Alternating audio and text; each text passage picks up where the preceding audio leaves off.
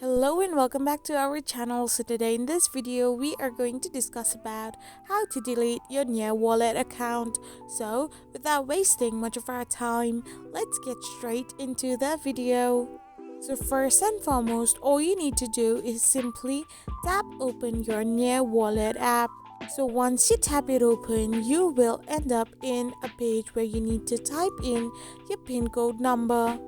So once you type in your PIN code, you will get access to your account.